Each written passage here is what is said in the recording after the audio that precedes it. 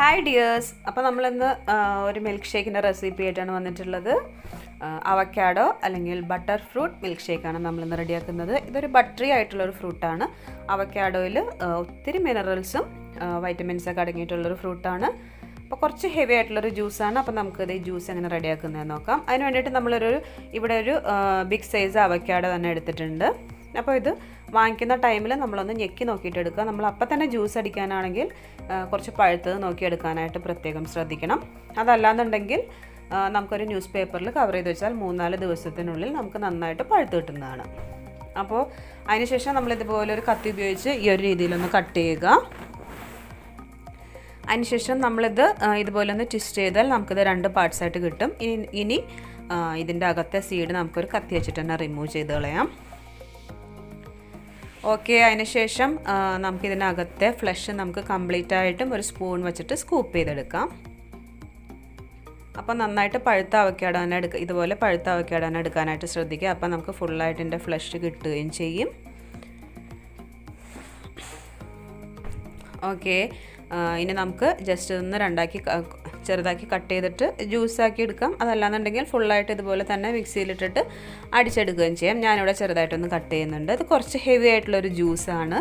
അപ്പോൾ വെയിറ്റ് ലോസൊക്കെ ആഗ്രഹിക്കുന്നവർക്ക് കഴിക്കാൻ പറ്റിയ നല്ലൊരു ഡ്രിങ്കാണിത്. ഇനി നമ്മളിതിലേക്ക് 3 ടീസ്പൂൺ പഞ്ചസാര ഇട്ട് കൊടുക്കുന്നുണ്ട്. അപ്പോൾ വെയിറ്റ് ലോസ് അല്ലെങ്കിൽ കുറച്ച് ഹെൽത്തി ആയിട്ട് കഴിക്കാൻ ആഗ്രഹിക്കുന്നവർക്ക് പഞ്ചസാര സ്കിപ്പ് ചെയ്തതിന് ശേഷം കുറച്ച് ഹണി ഒഴിച്ചു കൊടുക്കാം. പിന്നീട് നമ്മളിതിലേക്ക് ഒരു 10 ബദാം ഇട്ട് കൊടുക്കുന്നുണ്ട്. ബദാം തികച്ചും ഓപ്ഷണലാണ്. നമ്മുടെ കയ്യിൽ ഉണ്ടെങ്കിൽ മാത്രം ഇതുപോലുള്ള നട്ട്സ് നമുക്ക് ഇട്ട് കൊടുത്താൽ മതി.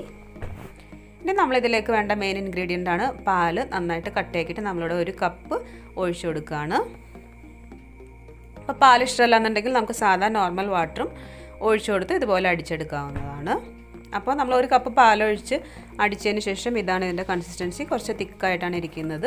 അപ്പോൾ നമുക്ക് കുറച്ചും കൂടെ ഒന്ന് ലൂസാക്കാനായിട്ട് ഞാനിവിടെ 1 കപ്പും കൂടി പാലൊഴിച്ച് അടിച്ചെടുക്കാനായിട്ട് പോവാണ്. അപ്പോൾ നമ്മളിവിടെ ടോട്ടൽ ഒരു 1/2 ലിറ്റർ പാലൊഴിച്ച് കൊടുത്തിട്ടുണ്ട്. അപ്പോൾ വളരെ ടേസ്റ്റി ആയിട്ടുള്ളൊരു ജ്യൂസാണിത്.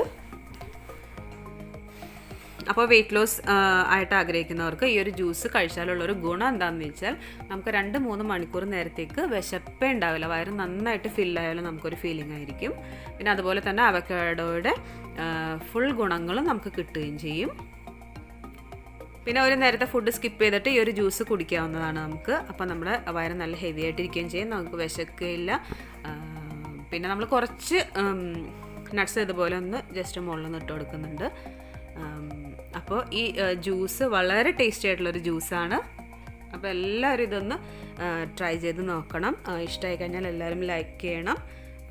ബൈ.